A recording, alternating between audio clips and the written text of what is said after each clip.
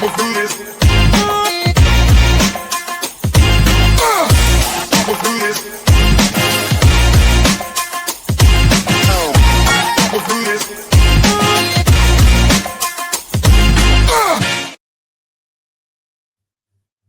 everybody, welcome back to my channel. FPL Vincenzo again here, and sort of a random week really to do a pod. Was not struggling for a topic so much this week, but trying to think what people might want to listen to, where my head's currently at with the game. Obviously a lot of talk right now around DEFCON and the points around that. I've done a couple of pods I think around that subject already. Not that I've done it to death necessarily. I think there'll be more weeks to talk about that and more developments, more learnings, but enough of that sort of in recent weeks. I've sort of secretly, I've not made a big deal of it on the pod, but I've played quite a few chips lately. 3 hits gone. Triple captain went on Haaland this week, which went quite well. Obviously, wildcard's already been played as well. So chips have not been exhausted for me. I've still got a bench boost, and there'll still be some discussion around when to play that. For a lot of people, it could be this week. We'll get onto that later. But so where's my head at with the game at the moment? And there have been quite a lot of chips played. And what does that mean really? Looking at sort of taking a step back and looking at how other people will be playing the game right now. And what does that mean for me? And I quite like to play the game with that mindset that you're obviously playing the game for what's best for you, but you also have to take that step back and think, what are other people doing? And that could be what sort of players are they bringing in? Do you want to cover that? Do you want to go against that to look for an edge? Or just generally, is there a different strategy, which again could give you an edge rather than just bringing in different players? Is there a completely different strategy? It could be around chips. But this pod, I think, is more around transfer activity. So I'm going to sort of go forward onto the first slide. I've done a little spotlight here on the status of the game, shall we say, right now.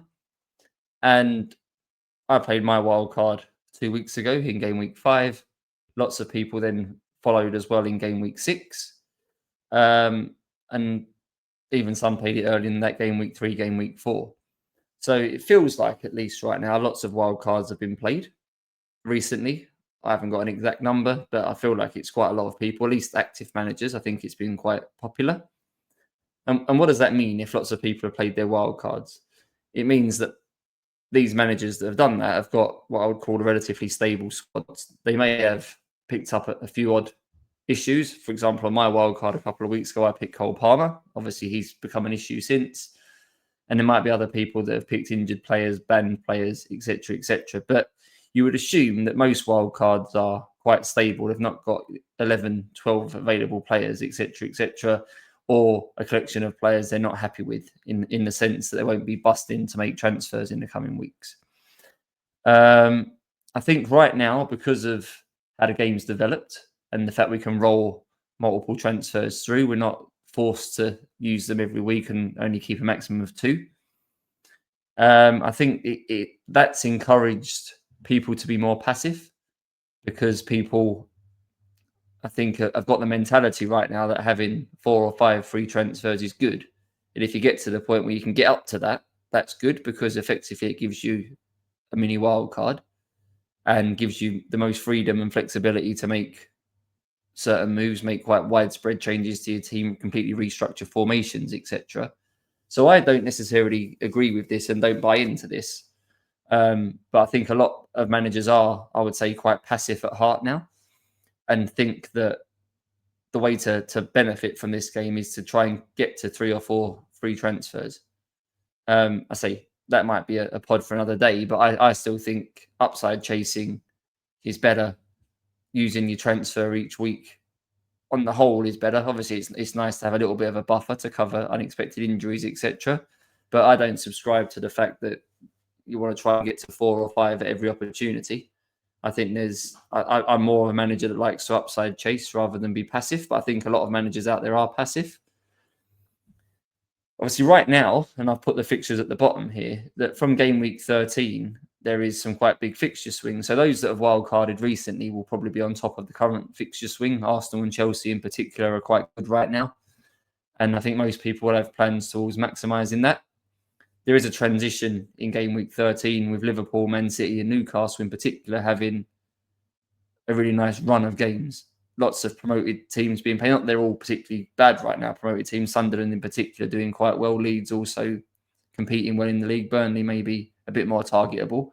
But I think everyone would still agree that they're some of the better teams to target, along with teams like Wolves and West Ham right now. So Liverpool, Man City, Newcastle in this run between 13 and 19 do play a lot of promoted teams and those teams that are struggling the most currently. So it's a clear period where you want to target and bring in players from those three teams.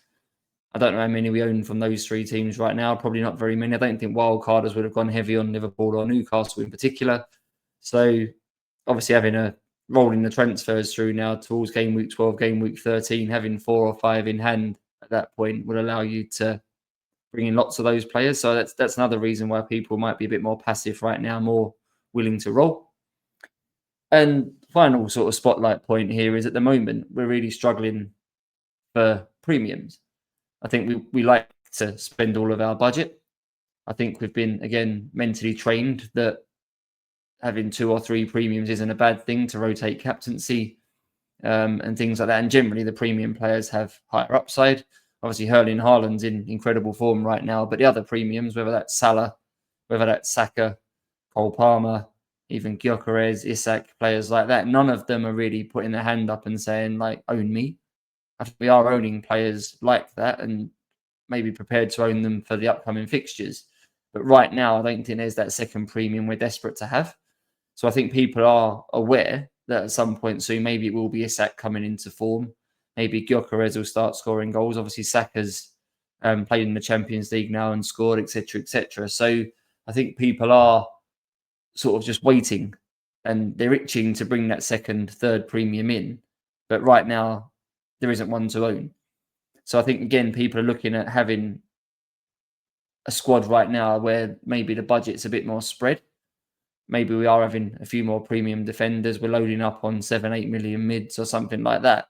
But we're aware that at some point soon, it may take a little bit of surgery, 2 or 3 transfers, for example, to redistribute the funds to then facilitate the second or the third premium.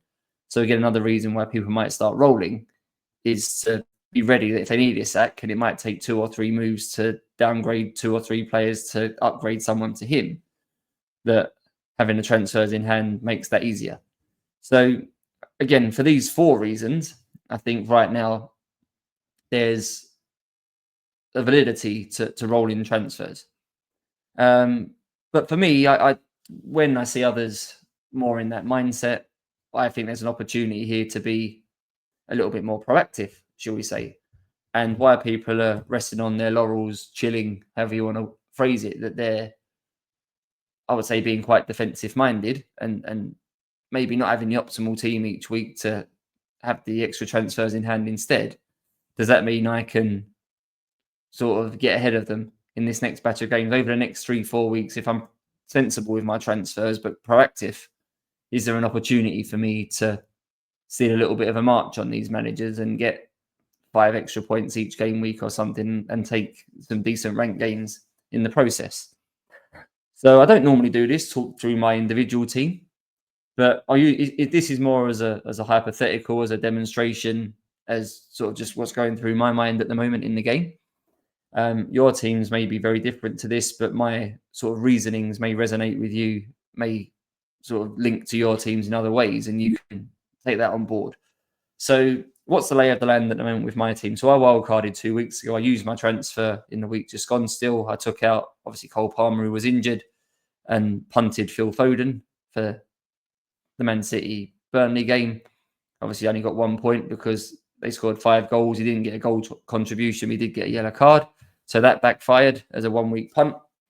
Happy to have him again for another week. But obviously, I've only got 1 transfer in hand and 2.5 million in the bank from that Cole Palmer downgrade. So looking at my team in isolation, many people would be happy to roll this. And I'm happy to roll with this. If this was my team for this game week, I wouldn't be too upset. For those on audio, it's obviously Raya in goal at home to West Ham. Back 3 of Defcon King, Senesi, Lacroix with an away game at Everton, which seems fine. Christian Romero away to Leeds, which again seems fine. I expect Romero to be fit despite not playing in the Champions League. Excuse me. In midfield, double Man City midfield away to Brentford. So Reinders and Foden. Brian Mbeumo at home to Sunderland and Semenyo at home to Fulham. Seems fine as a 4. And then Joel Pedro up front at home to Liverpool. Sent off in the Champions League. So good minutes expected in the next 2 league games as he's got a Champions League ban next week. Gyökeres at home to West Ham. And then obviously Erling Haaland. And the bench is also not too bad. Dewsbury Hall did get his 5th yellow card for Everton on Monday night. So he's banned. But we do have Alderete, who got 17 points last week, first on the bench at Old Trafford. Not too bothered about that. He can get some DEFCON and maybe even a clean sheet. And Joachim Anderson as well away to Bournemouth. The reason those 2 are on the bench is because I've got attackers playing against those teams. I've got Semenyo against Anderson and I've got Mbeumo against Alderete. Obviously, in an ideal world, I wouldn't play attackers versus defenders. My back 3 this week, I don't have Fulham attack against Senesi. I don't have Everton attack against Lacroix. And I don't have Leeds attack against Romero. So I've got something clear that I'm targeting in that fixture, the clean sheet, rather than trying to cheer on a clean sheet and an attacking return in the same game. But even within this squad, there's opportunity. We're seeing Arsenal, I think, come into form now. And their fixture run is undoubtedly the strongest for this next batch. I only have 2 Arsenal players. This feels like a logical entrance point for the 3rd one. I kind of knew this was on the horizon. I wasn't sure what my 3rd Arsenal priority would be. I'm still not completely sure what my 3rd Arsenal priority would be. I've got options here. I say Romero, even if he is fit, hasn't really shown or lived up to expectation the last 2 weeks. Tottenham have conceded both games. He hasn't sort of possessed the goal threat I was expecting. I'm not against moving him on. He was a bit of a punt spot anyway. Hasn't really delivered on that punt, but it's fine. We can move him on. I could get Gabriel in that spot, albeit did go off in a Champions League game. I think David Raya came to claim a cross and kind of fell over him effectively, and he was substituted Gabriel for Mosquera. Obviously need an update on his condition. But if he's fine, this isn't sort of knee-jerk because Gabriel just did well against Newcastle. But I think he's their most nailed defender right now. Saliba and Mosquera competing for the right centre-back. As much as Saliba's first choice, he has just come back from injury. There's opportunity to rotate. I think Timber obviously sat out the Champions League and Ben White played. But there is a part of me that thinks Ben White will get more minutes in this batch, especially with Saka back. The way he played in the last game against Newcastle, he was not quite as wide as we've come to expect from him. He did make more runs infield. Obviously, the situation that led to the Gyökeres penalty was Saka making a very central run, whereas they found him with a long ball. Saka was then involved in bringing the ball down and the ball squirting through to Gyökeres before, obviously, Pope fouled him and the penalty was reversed. But I think we'll see more of those runs from Saka. He won't quite be so tied to the touchline. I think we will allow him to play more central and make more what we call Salah-type runs from wide areas into central areas. If he's doing that for Arsenal, then the right back, I think there will be some expectation for the right back to overlap. And I think Ben White is better at that than Jurriën Timber. Timber is clearly a better defender. But this next batch of games, I think Arsenal can be a bit more aggressive with their lineups, can maybe risk some more bodies getting forward because of the caliber of the opponent. Maybe that might mean Ben White starts a few games in this sequence now as the overlapping fullback. Timber, maybe not as comfortable overlapping as Ben White, doesn't offer quite the same upside, should we say. So Timber, I don't think is an option. I think Calafiori and Lewis Skelly have similar strengths and weaknesses on the other side. I think if you're playing a pure winger out wide, then Lewis Skelly could play as more of a inverted fullback. If you're playing Eze out wide on the left and he wants to play more central and come into number 10 roles, then you want the overlapping fullback as well on that side. That suits Calafiori more. But again, we've seen it a little bit with Calafiori, the early subs. I think Lewis Skelly at left back brings more control to Arsenal. If Arsenal are winning a game, 1-0, 2-0, the way to play out the game from that point is to control it, get more players who are comfortable in possession, more press resistant, etc., etc. I can see Calafiori still starting games here, but being subbed off for Lewis Skelly could be quite nice for locking in clean sheets if the sub happens in like the 65th minute or something. But equally, you're losing 25 minutes of upside. With Hincipie injured, I think Gabriel was the safest option here, assuming he's fit from what happened in the Champions League. So Romero to Gabriel is an option. Clearly, the more exciting option is to go to Eze or to Saka. Eze, I think, is quite tricky. I really like him. I think he's absolutely essential to the way Arsenal are playing. I think Arsenal need his rawness, his more willingness to play forward, more risk-taking nature, we'll call it. A lot of Arsenal's players are quite safe with the ball. I think he brings a certain level of risk that takes Arsenal on another level. And as we saw against Newcastle, I think he's more likely to shoot. And I think Arsenal have been guilty in the past of overplaying, not shooting enough. So I think Eze should be one of the first names on the team sheet for Arsenal, whether that's as a 10, whether that's off the left. I think they will quite like Eze starting on the left, moving narrower, basically playing with 2 10s, Eze and Odegaard together.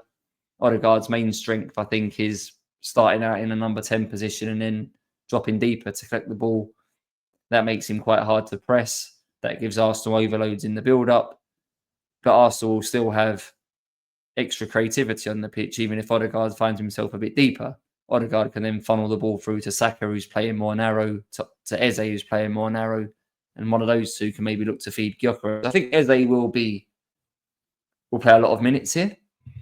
But again, is he one of those players that how much upside do we really see from him? Do we see loads of goals and assists? I think he'll possibly have the most shots for Arsenal over this block.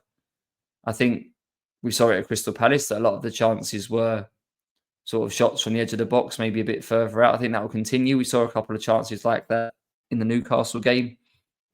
So I think he'll shoot a lot. I think he'll be involved in the final third for Arsenal, but does that necessarily mean goals and assists? I'm not sure. I think I'm still on the fence. I'd like more evidence, but he'd be the next sort of follow-on from Foden, who was a short-term punt. I think if I was going to do another short-term punt for the next batch, it would be Eze. So I could prioritise that. Obviously, Saka's got a bit more of an FPL history for Arsenal. And I think there's genuine signs here that his role may evolve in a positive way here. And we may see him taking up more central areas where he provides more goal threat rather than the assist threat that he had maybe from sort of hanging around on the touchline. And of course, from that position, he did still dip inside and sort of drift onto his left foot and take shots. But if he's popping up more in central areas and maybe making more runs in behind, because now Eze's in the team as an extra creator, maybe Eze can play Saka through running in behind and he'll get himself into more threatening positions. That could be really good for Bukayo Saka. So I think his upside has increased by Eze being in the team. But have we seen enough yet in terms of him doing well? Obviously, he's still being phased back in because of his injury. Came on and scored in the Champions League. I don't hate him moving forward, but again, how many minutes will he genuinely get over this run? I think his minutes will still be managed, and I won't want to risk him getting injured when Madueke is already out. So I think there will be rotation with Eze, maybe who could start on the right. Obviously, Martinelli, Trossard could start on the right, etc., etc. So potentially, I'm not saying a lot of money, Saka. I think he will provide value at that price, but if he is going to play less minutes than we're accustomed to seeing from him, obviously that might not whet everyone's appetite in the same way. So, and we don't know if he's on penalties as well. So Saka and Eze are still quite attractive, but I think right now the safest option is the defender. And actually, double Arsenal defence right now may be a good thing. Last season, double Arsenal defence was incredibly popular at that time to stay ahead. I had triple Arsenal defence. It went very well for me, having Raya, Saliba and Gabriel for a period. In that phase of the season, lots of people had Saka with their 2 defenders and he got injured. So triple Arsenal defence was good. I had that extra edge if Arsenal kept a clean sheet. I think right now there's still lots of people who only have one Arsenal defender. I think there's plenty that have two. But with this fixture run and Arsenal's defensive numbers right now, I'd be more comfortable having two. So in terms of third Arsenal priority, I think right now I'm edging towards doing Romero to Gabriel for a relatively short period. I've had a little bit of a ding dong on Twitter this week. I put a tweet out on Sunday, actually, after Gabriel had got his 13 points, saying that I think he's overpriced. I still think he is. Paying 6.2 for him, I think, is a lot over a season. I think you get an element of security from him. I think he's good for sort of around 150 points, maybe more. And that's not a bad return necessarily for a 6 million defender. I think he'll end the season top 5, top 10 defenders in terms of total points. But I also think there will be plenty of defenders cheaper than him that can match him. Particularly because of DEFCON, Gabriel will only get it in 40, 50% of games. There'll be plenty of defenders that get it 80% of games. Will he get enough extra clean sheets to sort of cover the extra DEFCON points, and probably need more than that because you expect more points because he costs more than those guys? I'm still doubtful if he significantly outscores defenders like Lacroix and things like that. There is a valid argument here that double Palace defence is the way forward. Lacroix, Gahey and Richards, all three of them doing very well for DEFCON. Palace, quite a tight defence right now. Richards and Gahey are both probably underpriced at the moment. I don't hate the thought, if I wanted to move Romero on, of sort of sticking around that price point and going to one of those two guys instead. And I think both of those two, again, will be near Gabriel at the end of the season for points and cost considerably less. But for this particular block of games, I could see Gabriel probably being the biggest upside defender. Arsenal's chances of clean sheets are higher. You never know when he's going to pop up and score a goal. But my plan with him would be not to keep him for too long. I think when this fixture run ends, not that he's a bad own, because I think Arsenal are the best defence in the league, but I think I'm proactive enough that worst case, when we get the full top up of transfers because of AFCON, whenever that is, game week 15, game week 16 sort of time, I think I would be willing at that point to look to move Gabriel on to free up money. Or before that, if I really needed Saka, for example, if he does so in the next 2 weeks and I've boxed myself in with triple Arsenal, let's say I do Romero to Gabriel here, already got my full quota, then a 3 Arsenal, and then Saka becomes necessary, I wouldn't be against using 2 transfers to move Gabriel basically down again to that Palace guy. Might give me enough funds to then get Foden up to Saka or something. So I am seeing Gabriel now as sort of a 4 to 6 week move if I go there. I wouldn't plan to keep him longer than that because I think at his price point, he's valid. I wouldn't put people off picking him. I just think there's plenty of defenders right now that I think can get close to matching his points tally that are cheaper than him. And if you're looking at it from a points per million perspective, I think we can do better. But for right now, I think he's logical to put in. Other players I'm looking at are Crystal Palace attackers. So there's a couple of spots here where I could use that. I'm doubting myself right now over Reinders. No question, I think he's good value for money at 5.7, 5.8, whatever his current price is. He's getting good minutes for a Man City team. They're obviously scoring quite a lot of goals. We saw from the last slide, Man City's fixtures get very good at game week 13. He's a cheap way into that team. But in some ways, I also feel like he's a bit of a trap. I think it's valid that you could view him as someone who should be 6.5 million. You're getting him 1 million, 0.7, 0.8 cheaper than that. But how much output is he actually providing? He's fairly attacking, but he's more of a box-to-box midfielder. He's not a number 10 in that way or a wide forward that's spending lots of time in the box. He's a box crasher from deep. There's plenty of games so far. So if you look at his data outside of game week 1, it's not incredible. I think from memory, his XGI at the moment is sort of in line with Matt O'Reilly from Brighton. I think left the league in around game week 2 and he loaned out to France or something. So he's played lots of minutes in the first 6 weeks. His XGI is, should we say, bang average, maybe probably lower than that. And again, he's one of those players that I think people will just stick with because you wouldn't view him as a player that's an issue because the team he's playing for, the minutes he's getting week to week, and the fixtures that are coming up from game week 13, it's more than possible people will hold him probably until game week 20, and that still might be a sensible play. I'm not saying I won't do that. But I'm also aware that at this price point, can I get someone whose ceiling's higher? Obviously, I've got money in the bank right now. I could go all the way up to someone like Enzo Fernandez at this price point, who's, I think, showing promise as more of a number 10 and having influence in the attacking third for Chelsea. I think he's a decent pickup. Ismail Assar's just come back from injury and immediately in amongst the goals, obviously in the Liverpool game. We know what his capabilities are. I think his ceiling and his upside is much higher than Reinders because he's often, when on the pitch, Crystal Palace's most advanced player running in behind. Again, their fixtures in general are quite good. If I'm chasing upside here, Reinders to Sarr would be a more than a valid punt as well. So that's on my mind. Do I want to get that done? And then if Reinders is quite well owned in the game, but in a lot of game weeks, he's only picking up 2 points, maybe a clean sheet top up for 3. He's not getting DEFCON. His attacking returns are sporadic. It feels like a position in my team where over a block, I could gain 10, 15 points by picking the right player to go against him with. I say that could be Sarr, could be Enzo, could be even Yakuba Minte, someone like that. Paquetá now, I think there's a growing feeling that his ceiling is not bad. If he's on penalties, if he's playing as a number 10, things like that for West Ham under Nuno. Can he replicate what Gibbs White did in a Nuno system? Quite possibly. Even if I don't need money right now, but even moving Reinders down to Elliot Anderson might not be the worst move. Anderson, I think, has got DEFCON in every game so far under Ange Postecoglou.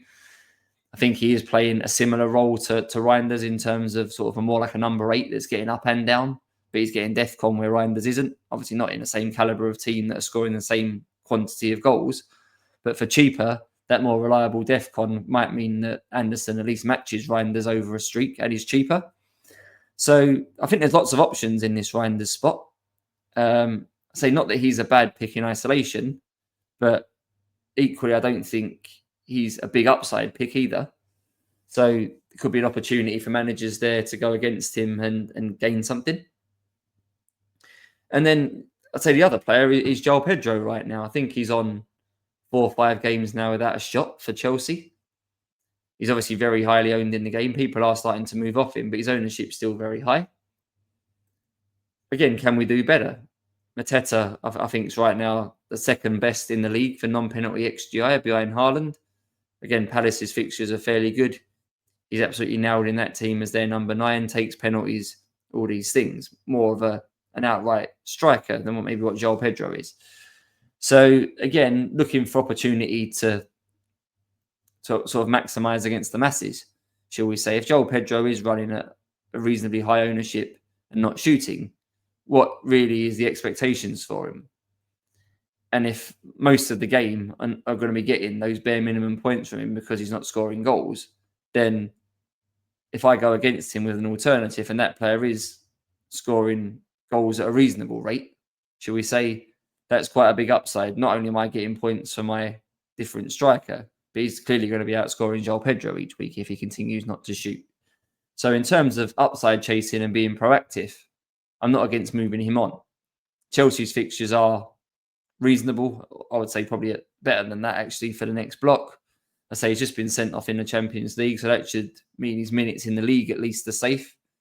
But if he's not shooting, he's not going to get any points. And his recent form and data isn't that dissimilar to what Ollie Watkins was putting up through most of the early time of the season. And managers couldn't wait to move off him. Even though the fixtures were good, lots of managers still sold him because his underlying data was quite crap. Villa weren't scoring any goals. Chelsea aren't much better than that right now in the current guys. I know they've had a few red cards lately, which have obviously limited their attacking capabilities. I get that. And there's always sort of other things to consider. But I don't think it's outrageous here to think about selling João Pedro. So for me at the moment, there's options here. Say Romero could become Gabriel. Reinders could become Ismail Assar. Foden could become Eze. João Pedro could become Mateta. Any of those 4 moves this week is quite proactive. I think any of those 4 moves for this week make my team better. And also don't do me any damage moving forward. So nothing wrong with my team in this setup. But by making a transfer, I'm in a position to make it better and probably not only make it better for this week, but make it better for the next batch of weeks as well. So have a look at that for your team. I think most of us, especially if you've wildcard in the last batch of games, are probably looking at our teams this week and thinking, this is fine. But can we do better than fine? We can't always have an 8 or 9 out of 10 team. I get that. But that doesn't mean to say we should just sit on teams that are really a 6 out of 10 or a 7 out of 10. Something like that. The other option I've got, actually, which I didn't mention, is to obviously move Dewsbury Hall on. I say, looking at this team here and that bench, it's not unreasonable to bench boost this. I still have my bench boost. Obviously, Dewsbury Hall has spoilt that a little bit by picking up the 5th yellow card, so he's banned. Bench boost next week in game week 8 is also an option, but Dewsbury Hall's at the Etihad. What's my ceiling there? What do I really think he's going to get in that game? So I could sell Dewsbury Hall. I think there's a valid argument here that he's still a fine hold at 5 million. But equally, he's my 8th attacker every week. Do I want to burn a transfer there when I've only got 1 to use? Probably not. But the propensity he's getting booked at, if he's managed to pick up 5 yellow cards in 6 game weeks, that's not ideal if I need to call upon him 1 week because I have an unexpected injury or something like that. Do I want to keep bringing someone on who's a bit of a yellow card magnet? And clearly, he's halfway towards now getting 10 yellow cards, which will be a 2-game ban. So I think it's valid that I could move off him. And I say, because of the money in the bank, I could move him to Ismail Assar, but then give myself a headache every week that I've got 8 really good attackers at that point. And Reinders would be, in terms of budget, my cheapest attacker. I don't think I'm comfortable with that. I think my sort of plan is to keep a 5 million mid as my sort of perma 8th attacker. But I'm open-minded enough to think it doesn't have to be Dewsbury Hall. It could become Statch of Leeds. It could become Granit Xhaka. If I did that move this week, then the bench boost becomes valid. But I don't think I'm going to do that. I don't think this bench boost is strong enough. If I did that as well, I've got Alderete and Anderson playing against teams that I've got attackers from. I'm more likely to wait. I could play it next week and accept Dewsbury Hall when he's back available again, playing away to Man City and just play it with low expectations. I also think after we get those transfers back for AFCON, there's a couple of game weeks there, 16, 17, 18 sort of time, where a bench boost could be sort of possible. Not ideal to obviously play a bench boost so far away from the wild card, but we are getting the 5 transfers, which could help set it up. There are some, for different reasons, 16, 17, 18 are all quite attractive. That can be a pod for another day. If I don't use it this week or next week, then I'll do a pod nearer the time, maybe looking at those 3 options and seeing which I prefer. But something for me to consider and others to consider this week, that if you haven't used your bench boost yet, there's probably a few, if you just recently wildcarded as well, you're probably in a position where the bench boost could work here. So yeah, I think that's kind of all I wanted to discuss here. Just sort of my thoughts for this coming game week, what I'm thinking. But so more sort of my takeaway for you guys listening is that it's very easy here, I think, especially if you've just played your wild card, to sort of procrastinate a little bit, to just look at your team and think this is fine. I'll roll transfers for X reason, for Y reason, and that will set me up better for the future, whether that's sort of storing up transfers to get a certain premium, storing up transfers to sort of take advantage of the big fixture shift to game week 13, etc. And those are valid reasons to roll. I'm not saying rolling isn't a good option for most people, but just at least be open-minded enough here that being proactive and making transfers is still a valid strategy as well. And if you can have a slightly better team than those rollers each game week, you might be able to gain 5-10 points. At this point of the season, 5 points is quite a lot of rank gain. I've got myself up now into about 600k or something like that, which is fairly good, at least in the world of content creators. That's fairly good. But I have played most of my chips. So I am quite keen to stay on the front foot, keep pushing forward, and not sort of rest on my laurels and sit back and chill for a block, thinking that most of my team is stable. I think there's an opportunity here for me to carry on being proactive and carry on looking to push forward and see if I can get to maybe the top 100k soon or something like that, and reassess from there. So that's my thoughts here. And we'll be back, obviously, next game week, going into game week 8 with another topic to discuss. Feel free to like and subscribe this video. I'd appreciate the subscribers. I'm pushing towards 500. If you haven't subscribed and you're listening, I'd be very grateful to help me towards 500. Always keen as well to answer questions in the comments if you've got any of those. So feel free to leave a comment on this video and I'll get back to you. Other than that, thanks for listening and speak to you again next week. Thanks, everyone. Let's do this.